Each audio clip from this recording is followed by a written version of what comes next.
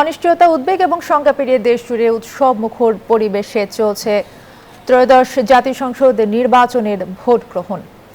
সঙ্গে চলছে সংস্কার প্রশ্নে গণভোট। সকাল 7:30টায় শুরু হয় ভোট নেওয়া। কেন্দ্রে কেন্দ্রে দেখা গেছে দীর্ঘ লাইন। একটানা ভোট নেওয়া হবে বিকেল 4:30টা পর্যন্ত।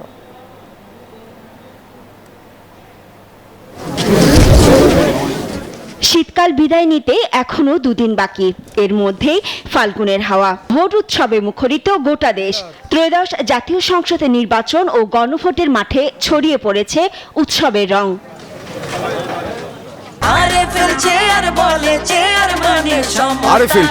ক্ষমতার নয়, সমতার চেয়ার। মানুষের কাছে ভোট আসলেই উৎসব।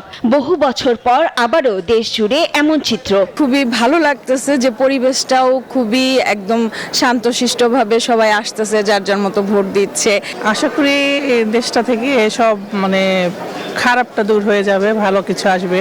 আজকে মনে হলো যে না, ভোটটা দেওয়া আসলে দরকার। সুন্দর মতো হচ্ছে, আশা করি একটা ভালো আউটপুট পাবো আমরা এখান থেকে। ভোটাররা বলছেন এবারে নির্বাচন দেশের 5.5 দশকের ভঙ্গুর গণতন্ত্র ও বিভাজিত সমাজকে মেরামতের বড় সুযোগ। সুন্দর পরিবেশ আছে, সবাই এসে আপনার পছন্দের যোগ্য প্রার্থীকে ভোট দিন। যে দেশের জন্য কাজ করবে, জনগণের জন্য কাজ করবে, জনগণের ভালো কামনা করে কাজ করবে, এটাই। যে যেখানে থাকেন এখন আমাদেরকে ভূমিকা রাখতে হবে নতুন বাংলাদেশ গড়ার। আমরাও চাই সুস্থভাবে যাতে ভোটগুলা হয়, আমরাও যাতে একটা ভালো সরকার পাই।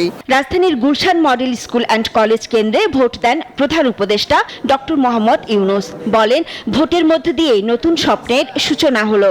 আমরা প্রতিটি পদে নতুন বাংলাদেশ সৃষ্টি করার সুযোগ পেলাম। আজকে জন্মদিন পালন করি, আপনি সারাদিন উৎসব করি, সবাই মিলে জাতি, সবাই মিলে উৎসব করি। একই কেন্দ্রে ভোট দেন বিএনপি চেয়ারম্যান তারেক রহমান। বলেন, এই দিনটির জন্য অপেক্ষা ছিল বহুদিনের। বাংলাদেশের মানুষ আজকে বেরিয়ে এসে তাদের অধিকার প্রয়োগ করলে যে কোনো ষড়যন্ত্র এই দেশের জনগণই রুখে দিতে সক্ষম। সুষ্ঠু নির্বাচনের রায় মেনে নেবে জামায়াত ইসলামী। মিরপুরে একটি কেন্দ্রে ভোট দেওয়ার পর বলেন দলটির আমির ডাক্তার শফিকুর রহমান, আমরা ছোটখাটো কোনো বিষয় হলে অবশ্যই এগুলাকে ইগনোর করব, কিন্তু বড় কোনো বিষয় হলে আমরা ছাড় দিব না। এনসিপি আহ্বায়ক নাহিদ ইসলাম ভোট দেন বাড্ডার একটি কেন্দ্রে। তিনিও ভোটের রায় মেনে নেওয়ার অঙ্গীকার করেন। আমরা চাই মানুষ ভোট কেন্দ্রে নির্বিঘ্নে আসুক। যারা এগুলো করতেছে, আমরা মনে করি মানুষ ব্যালটে তাদের বিরুদ্ধে রায় দিবে।